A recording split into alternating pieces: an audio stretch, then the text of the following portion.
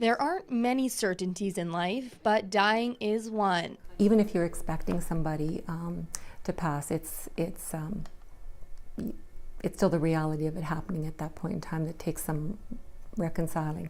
Barbara Jerica says the Prairie Hospice Society in Saskatoon provides end-of-life care for clients with terminal illnesses and for their caregivers, whether they be a spouse, family, or friends. They do get tired and exhausted and feel guilty about leaving, to do some grocery shopping, or feel guilty about stepping out just to take a break. Glenna Venn can relate. She lost her father after a battle with terminal lung cancer and says it was emotionally draining on the family.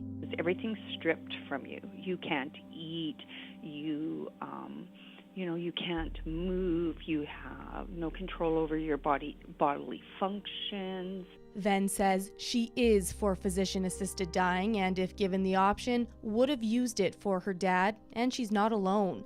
According to a recent Ipsos Reid poll, the majority of Canadians feel that way too. In Saskatchewan, 79% of residents support it. It's about autonomy for individuals. I don't think we have to get into, thinking about we're promoting suicide. That's not the case at all. This subject has been a point of debate in Canada since the early 1990s, when a BC woman, Sue Rodriguez, fought to have a legal right to assisted suicide after being diagnosed with ALS. The point is that this use of death to solve solutions starts to leach out way beyond the palliative care community, so that you get to people who are not even actively dying. She took her case to the Supreme Court of Canada and ultimately was denied her request. Rodriguez took her life with the help of an anonymous physician in 1994. Who owns my life? That question of hers has been the driving force for Canadians rallying for change. Now, 20 years later, dying with dignity is back in the Supreme Court as of Wednesday, October 15th. In the end, we will all die, and the issues that we're looking at here are two important principles: compassion, which has been identified by Reverend Desmond Tutu, and patient autonomy, which is the ability of individual patients and/or their families to make decisions about how they were going to die. Rallies were held coast to coast for National Day of Action and Solidarity, showing support for the movement. These are terminally ill people who are already actively dying.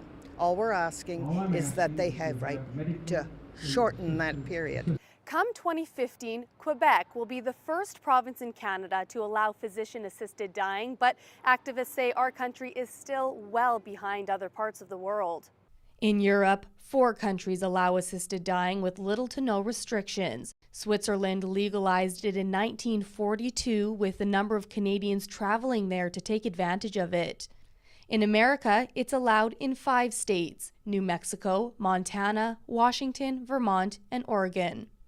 The latter is 29-year-old Brittany Maynard's new home. I will die upstairs in my bedroom that I share with my husband. This video of hers has gone viral. In it, she shares her personal story about how she moved from California to Oregon, where she plans to take her own life on November 1st, using physician-prescribed medication. She was diagnosed with terminal brain cancer and given 6 months to live. I can't even tell you the amount of relief that it provides me to know that I don't have to die the way that it's been described to me that my brain tumor would take me on its own. This is a classic example of the kind of tunnel vision which starts to overtake suicidal people.